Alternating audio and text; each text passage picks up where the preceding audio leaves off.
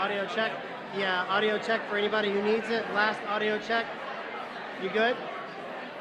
You happy up there? Kutzreiser, audio check. You happy? Okay, good.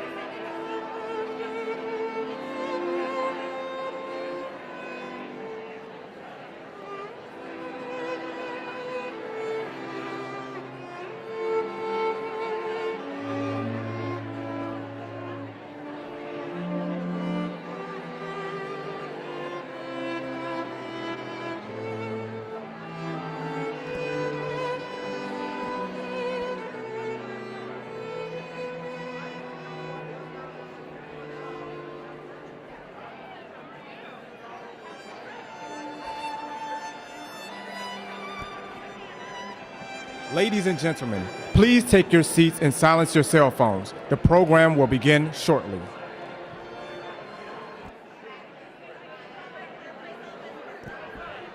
Ladies and gentlemen, please take your seats and silence your cell phones. The program will begin shortly.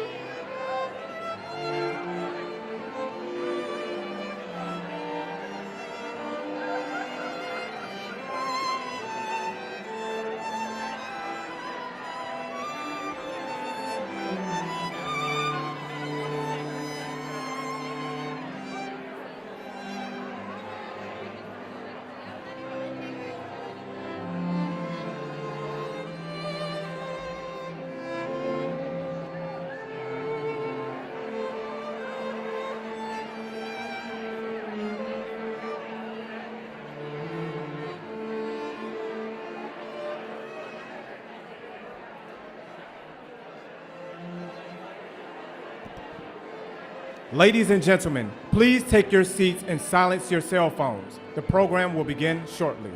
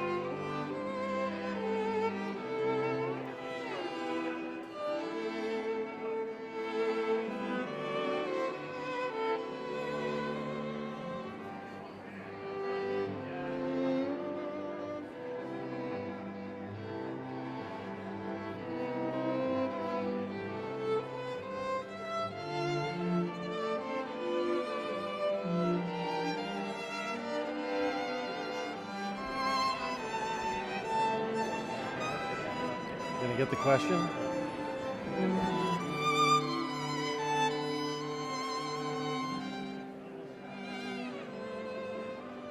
To be honest, I don't know how much I can swing.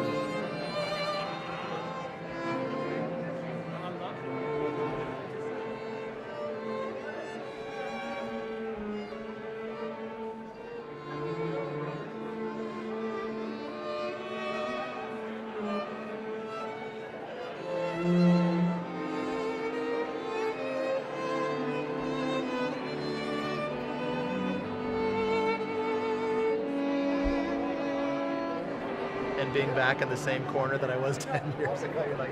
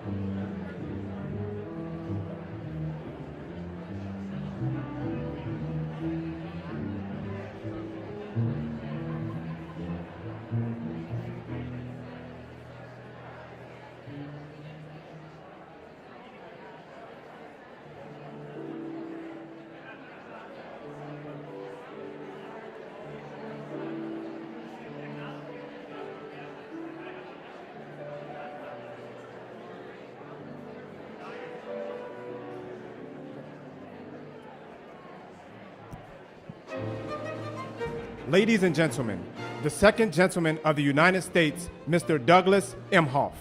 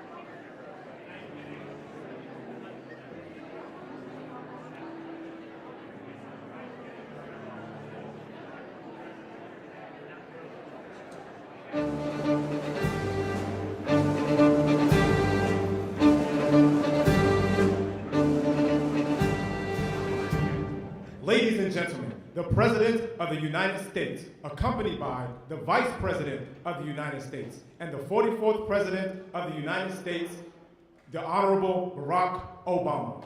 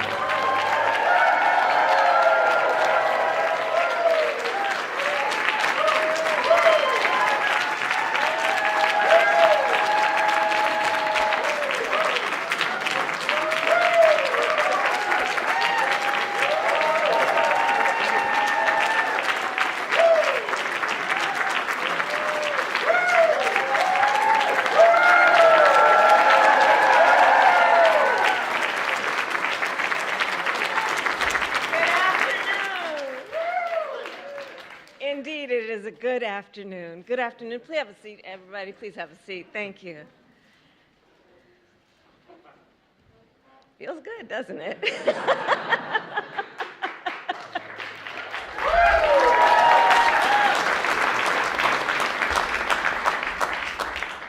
President Biden, President Obama, members of Congress, and my fellow Americans. On March 23, 2010, the Affordable Care Act was signed into law.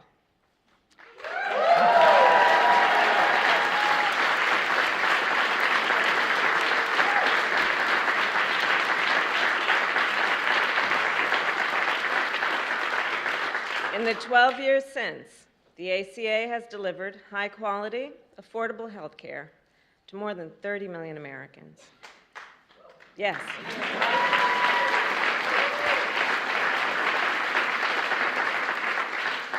And those Americans are working parents and young children, college students, and older Americans, millions of people who had never been able to afford coverage before, or who had been denied coverage altogether, often because of a category of denial called pre-existing conditions.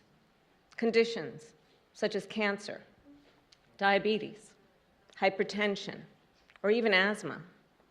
The ACA is the most consequential healthcare legislation passed in generations in our country.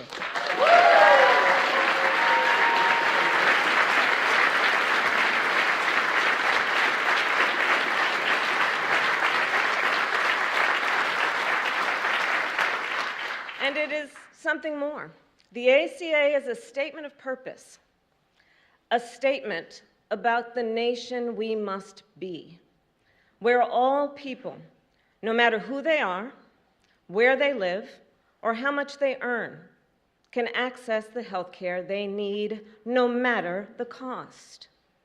You know, when I served as Attorney General of California, it was that purpose that led our office and 10 other state attorneys general to submit a brief to the United States Supreme Court in defense of the ACA, and it is that purpose that brings us all together today, to continue to expand affordable health care and its coverage to families across our nation, and to call on Congress to take action, to pass legislation that simply allows Medicare to directly negotiate prescription drug prices with pharmaceutical companies.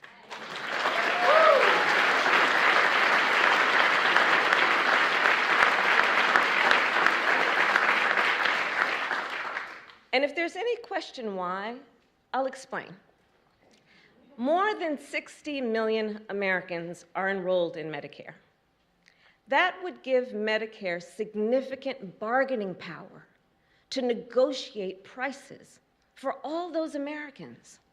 So instead of forcing individual patients to negotiate by themselves, to require them to pay whatever price the drug companies said, they would have that kind of representation to stand there with their fellow Americans and negotiate those prices so that they would just simply be fair.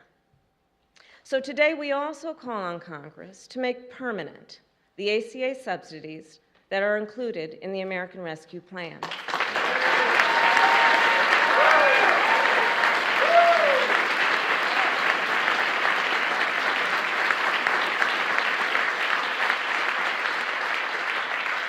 Subsidies that are currently lowering insurance premiums for millions of Americans and which are set to expire in December.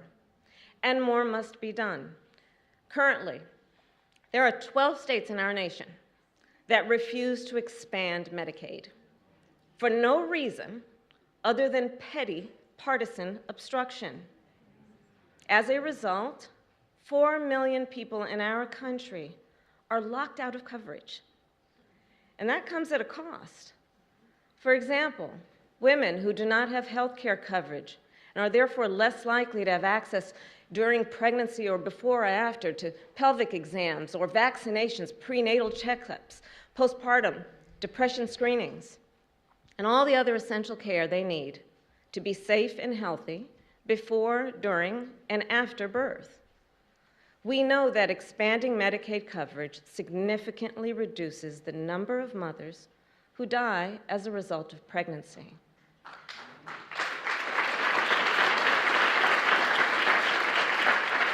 So the sooner coverage is expanded in those 12 states, the more lives we will save.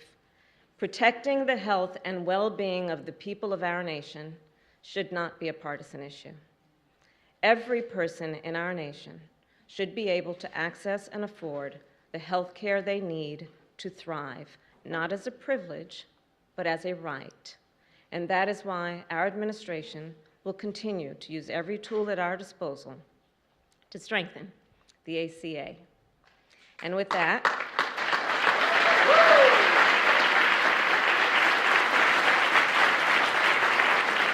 it is now my great pleasure to introduce the man whose vision and leadership led us to this day, whose unwavering commitment to the people of our nation laid the foundation for this groundbreaking legislation.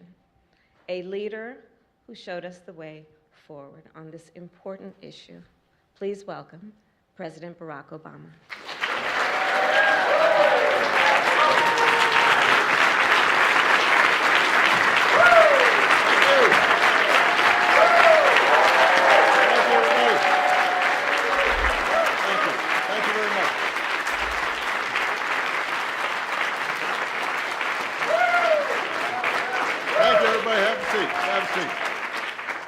Thank you.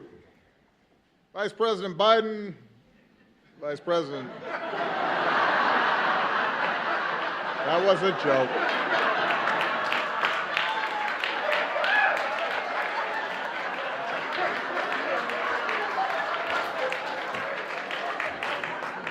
That was all set up.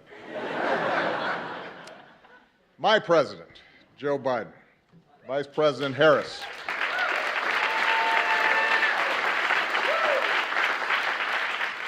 our dear friend, Madam Speaker, Nancy Pelosi,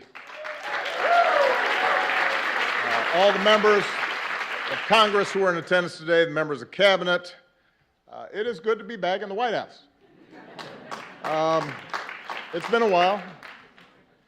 I confess, I heard some changes had been made by the current president since I was last here. Apparently, Secret Service agents have to wear aviator glasses now. The Navy mess has been replaced by a Baskin-Robbins. And there's a cat running around, which I guarantee you Bo and Sonny would have been very unhappy about. But coming back, even if I have to wear a tie, which I very rarely do these days, gives me a chance to visit with some of the incredible people who serve this White House and who serve this country every single day. A lot of times out of the limelight, They make this government function, and they help people in ways big and small.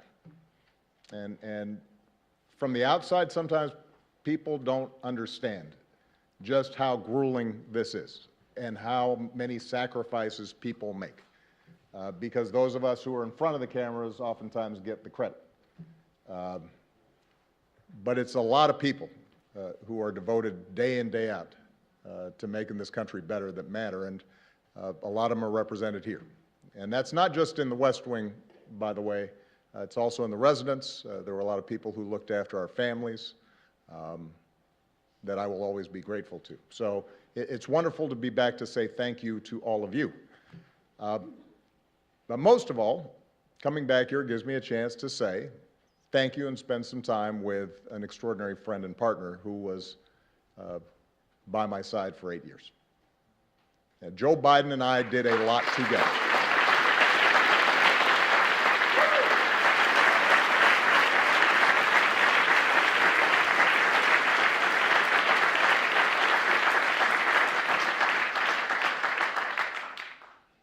We helped save the global economy, made record investments in clean energy. We put guardrails on our financial system. We helped turn the auto industry around, repealed Don't Ask, Don't Tell. But nothing made me prouder than providing better health care and more protections to millions of people across this country.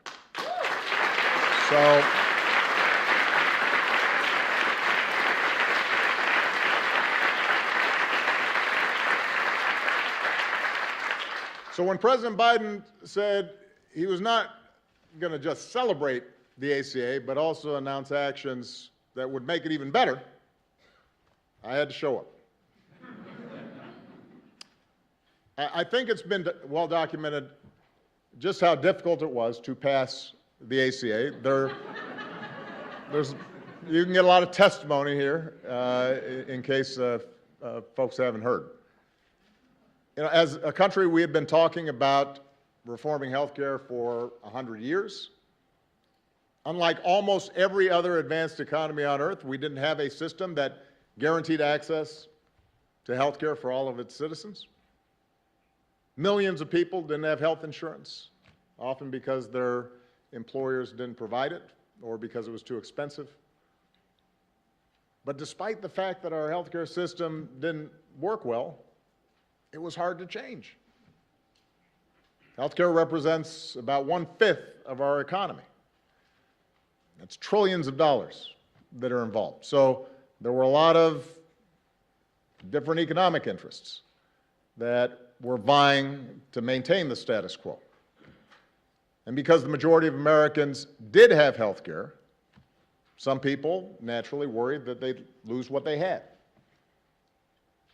The media was skeptical of past failures.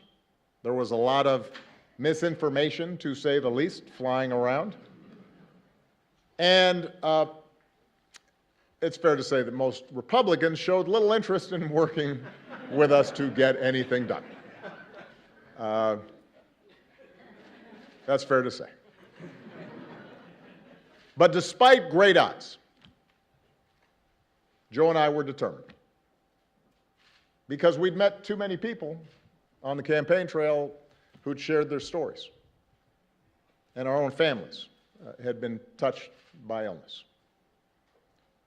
And as I said to our dear friend Harry Reid, who is missed, wished he was here today, because he took great pride in what we did. I intended to get health care passed, even if it cost me re-election, which for a while looked like it might.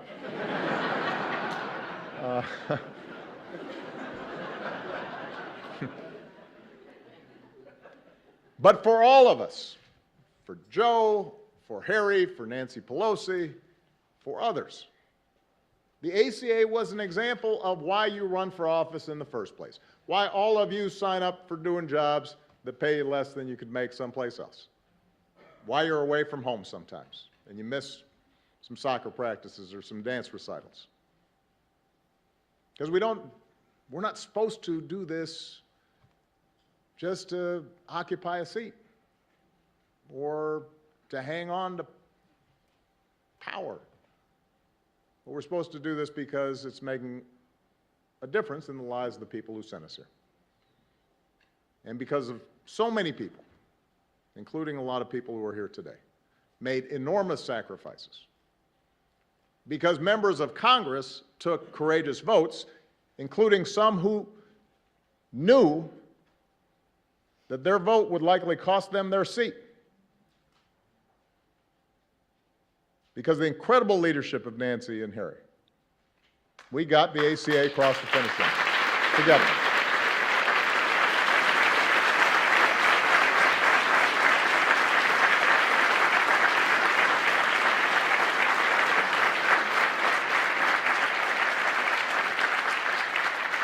And the night we passed the ACA, I've said it before, it was a high point of my time here because it reminded me and it reminded us of what is possible. But, of course, our work was not finished. Republicans tried to repeal what we had done again and again and again. And they filed lawsuits that went all the way to the Supreme Court 3 times. I see Don Marilla here, who had to defend a couple of them.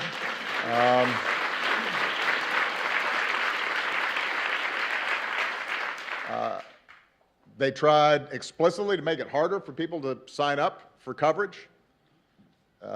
And let's face it, it didn't help that when we first rolled out the ACA, the website didn't work. That was not one of my happiest moments.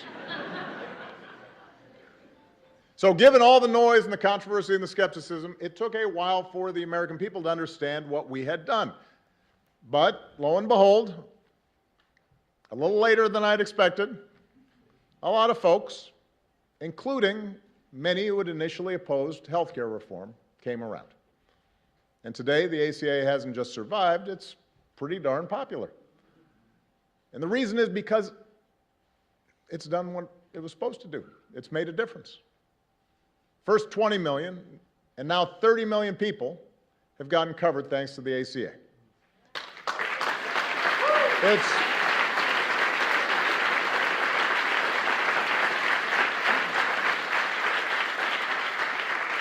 It's prevented insurance companies from denying people coverage based on a pre-existing condition.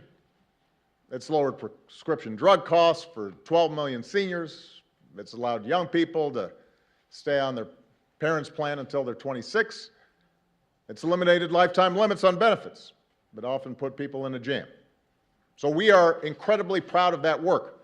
But the reason we're here today is because President Biden, Vice President Harris, everybody who's worked on this thing understood from the start that the ACA wasn't perfect. To get the bill passed, we had to make compromises. We didn't get everything we wanted. That wasn't a reason not to do it. If you can get millions of people health coverage and better protection, it is, to quote a famous American, a pretty big deal.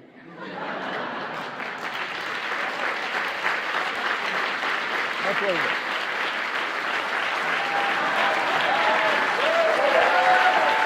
Big deal.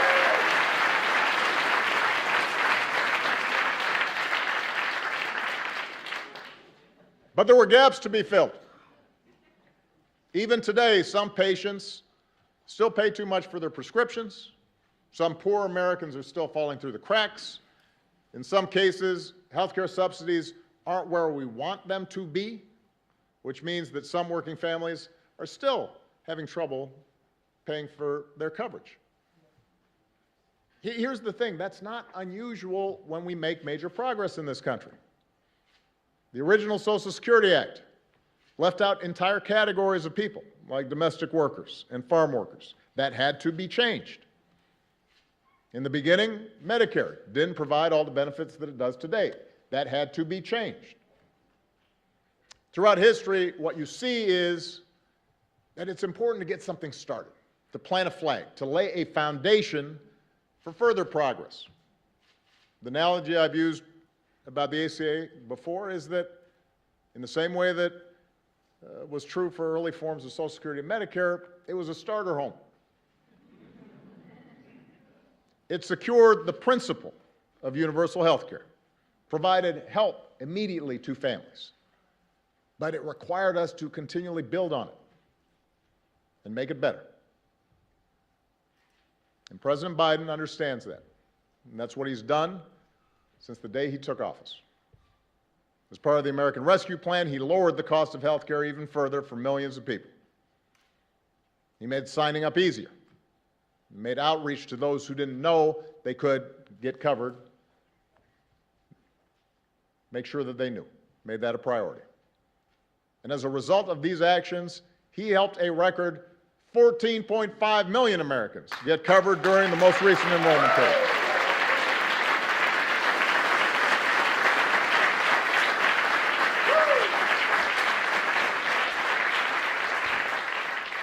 That, ladies and gentlemen, is what happens when you have an administration that's committed to making a program work. And today, the Biden-Harris administration is going even further by moving to fix a glitch in the regulations that will lower premiums for nearly 1 million people who need it and allow 200,000 more uninsured Americans to get access to coverage. I'm a private citizen now, but I still take more than a passing interest in the course of our democracy. But I'm outside the arena, and I know how discouraged people can get with Washington. Democrats, Republicans, Independents. Everybody feels frustrated sometimes about what takes place in this town. Progress feels way too slow sometimes. Victories are often incomplete. And in a country as big and as diverse as ours, consensus never comes easily. But what the Affordable Care Act shows is that you are driven by the core idea that together we can improve the lives of this generation and the next. And if you're persistent, if you stay with it, and are willing to work through the obstacles and the criticism and continually improve where you fall short, you can make America better. You can have an impact on millions of lives. You can help make sure folks don't have to lose their homes when they get sick, that they don't have to worry whether a loved one is going to get the treatment they need. President Joe Biden understands that. He has dedicated his life to the proposition that there's something worthy about public service and that the reason to run for office is for days like today. So I could not be more honored to be here with him as he writes the next chapter in our story of progress.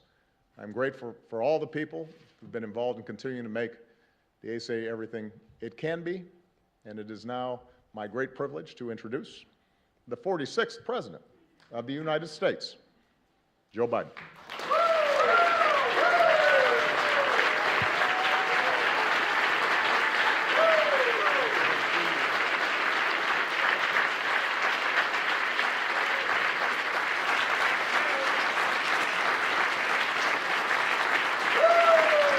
Thank you.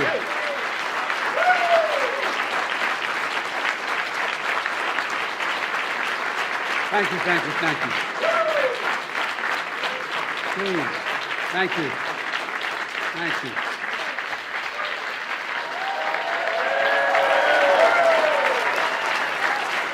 Thank you, thank you, thank you. Please.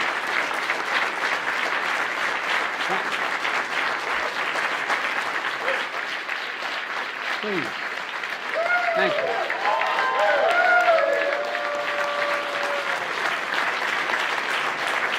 Thank you very much. Please. My name is Joe Biden. I'm Barack Obama's Vice President. And I'm Jill Biden's husband. By the way, the only reason Jill's not here today, she's working. She's teaching. And so I just want you to know that's why she's not here. Good afternoon, everyone. Mr. President, welcome back to the White House, man. Feels like the good old days. Being here with you brings back so many good memories. We just had lunch together, and We weren't sure who was supposed to sit where. Look, it's fitting that the first time you return to the White House is to celebrate a law that's transforming millions of lives because of you. And I say because of you. We had a lot of help, the staff, and I helped a little bit, but it's because of you. A law that shows hope leads to change. And you did that. You did it. Let's be honest. The Affordable Care Act has been called a lot of things, but Obamacare is the most fitting. Obamacare. True.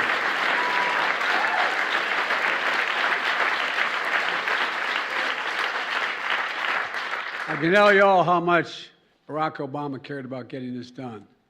Throughout the countless hours of negotiations and the relentless political attacks, he never, ever, ever gave up. And I guarantee you that.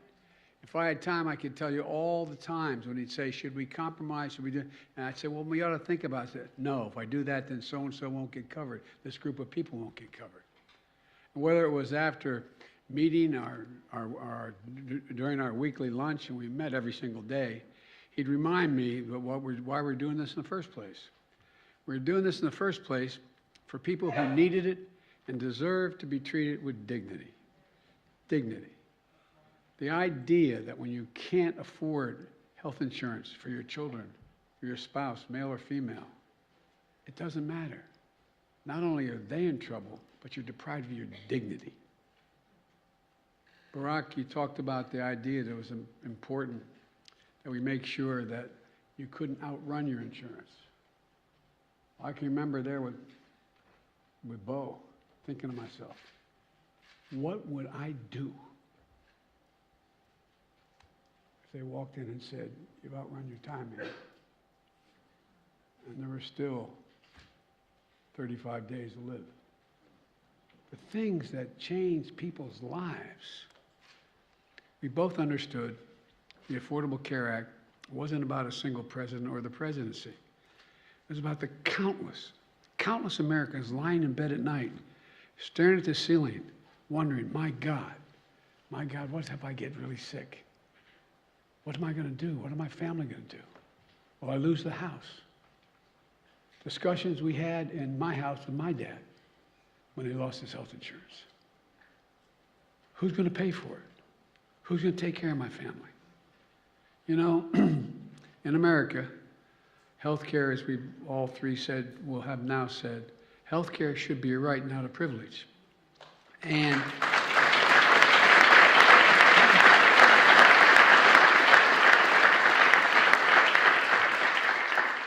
with the help of members of Congress, especially Nancy, and the advocates for families who are here today, 12 years ago, last month, 12 years ago, we made a good effort toward that proposition, and it should be right.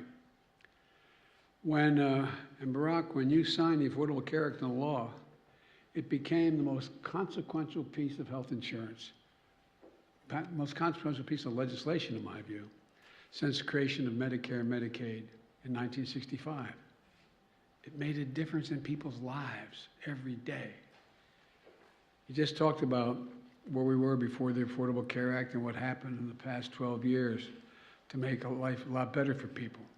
Well, I'd like to talk about where we go from here, because we knew back then, as the president said, we knew that we had to keep strengthening this legislation. Look, that's why I ran for president, and I promised to protect and build upon the Affordable Care Act.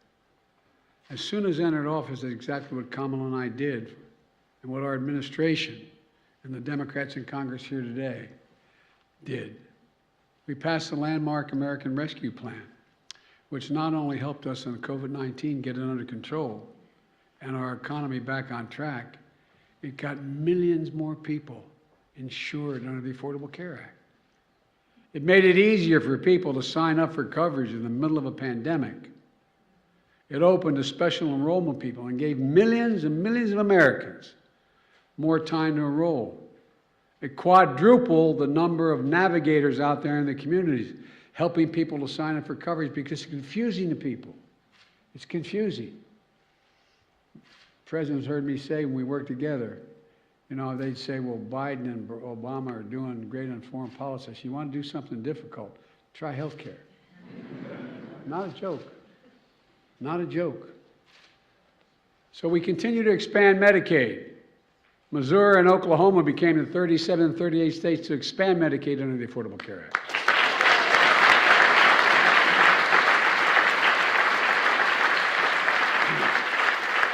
And as been mentioned, over 31 million people now have health insurance through the Affordable Care Act.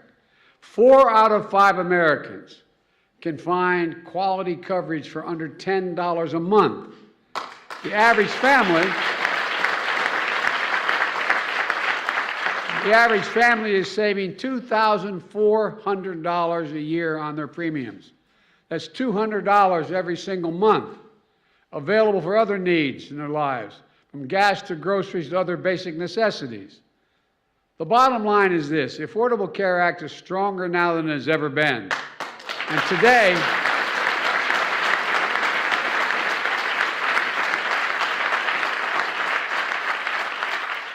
now I'm not even talking about what your former chief of staff is doing to make sure health care is available to all our veterans in the way he did. Yeah. And today, we're strengthened even further. In a moment, I'm going to sign an executive order building on one of those that I signed last year. It directs federal agencies to continue doing everything in their power to expand quality and affordable health care coverage, making it easier for people to enroll in and keep their coverage, helping people better understand their coverage options, and to be able to pick the best option for that family, taking steps to strengthen benefits, lower costs, and expand eligibility, protecting Americans from low-quality coverage that can lead to a mountain of medical debt. And folks, and separately, it's time to fix what we refer to as the family glitch. Now, the family glitch, everybody in this room probably knows what it is. But it's a common issue facing 5 million Americans who can't get financial help to get coverage under the Affordable Care Act. And here's the problem. Under the current rules, a working mom is told, as long as she can afford employer-based coverage for herself, she can't qualify for premium subsidies to afford coverage for her family. Cover her, but not her family. We're working to change that.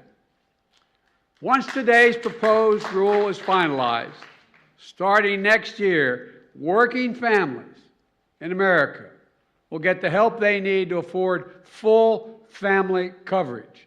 Everyone in the family.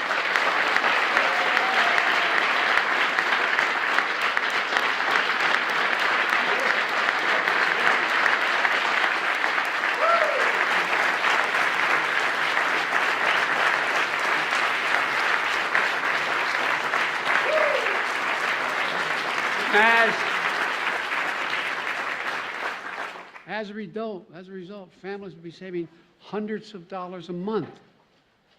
With this change, it's estimated that 200,000 presently uninsured Americans are going to gain coverage. Nearly 1 million Americans will see their coverage become more affordable. This is considered one of the biggest things my administration can do: lower cost and expand coverage. And we're taking steps today to get that done. So look, folks, but we need to keep up the fight.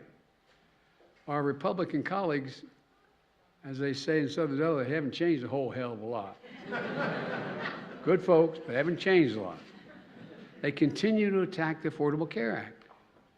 They're unrelenting. Unrelenting. They haven't stopped, Mr. President, since you signed the law. They haven't stopped for 1 second. Multiple court challenges you mentioned, sabotage from the previous administration. Over 70 attempts to repeal the law by Republicans in Congress. In fact, just last month, the distinguished senator from Wisconsin said, if Republicans get back in power, they should try to repeal the Affordable Care Act again.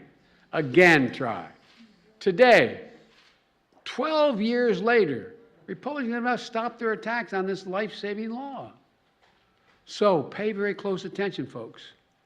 If Republicans have their way, It means 100 million Americans with pre-existing conditions can once again be denied health care coverage by their insurance companies. That's what the law was before Obamacare. In addition, tens of millions of Americans could lose their coverage, including young people who will no longer be able to stay on their parents' insurance policy at age 26. Premiums are going to go through the roof. Well, I got a better idea. Instead of destroying the Affordable Care Act, let's keep building on it. Let's extend it. Extend.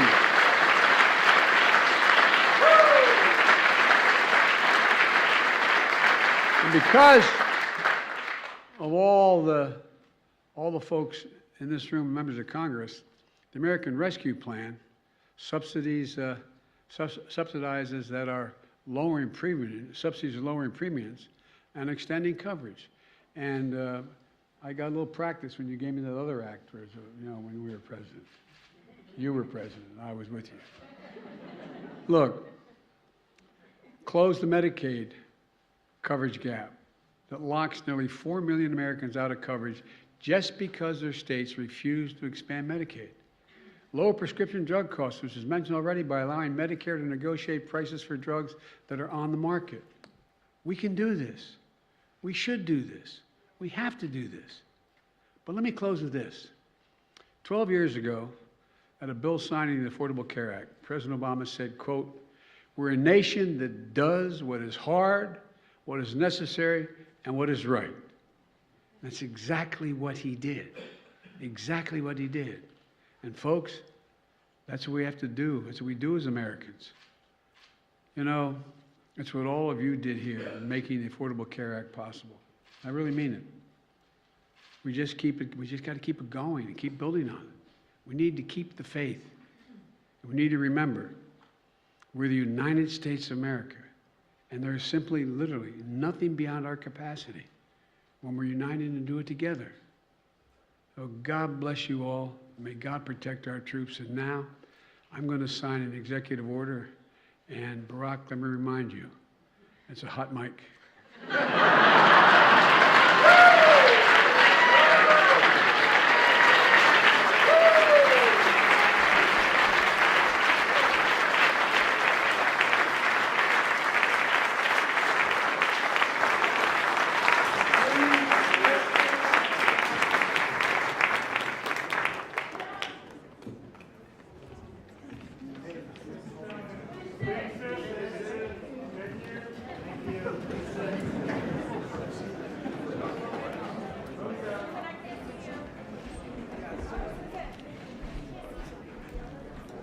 See everybody?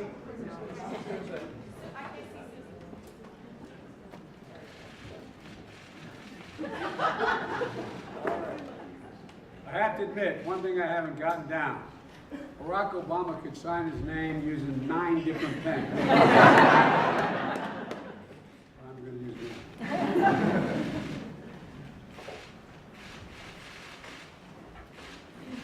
There you go.